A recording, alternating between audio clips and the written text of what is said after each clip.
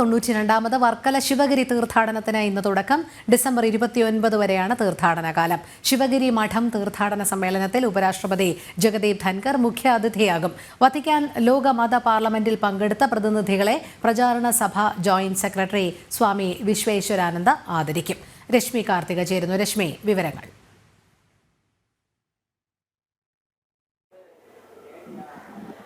രോഹിണി, 92ാമത് ശിവഗിരി തീർത്ഥാടനത്തിന് ഇന്ന് തുടക്കമാവുകയാണ്. ഞാൻ ഇപ്പോൾ ശിവഗിരിയിലാണ് ഉള്ളത്. വലിയൊരു തിരക്ക് നമുക്കിപ്പോൾ തന്നെ കാണാൻ കഴിയും. 10 മണിക്കാണ് ഈ സമ്മേളനം നടക്കുന്നത്.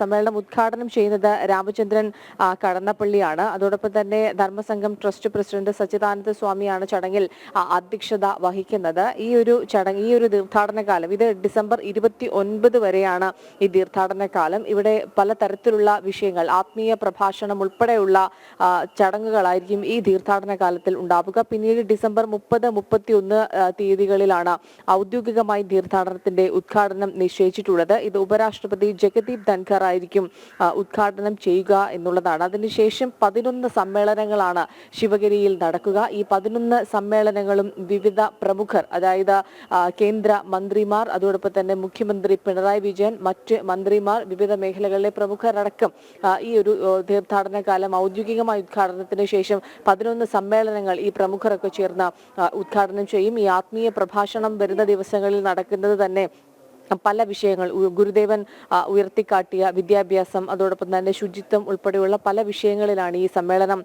നടക്കുക. അതോടൊപ്പം ഈ തീർത്ഥാടന കാലം ഗുരു ധർമ്മ പ്രചാരണത്തിന് പ്രാധാന്യം നൽകുന്നതാണ് എന്നുള്ളത് നമുക്കറിയാം.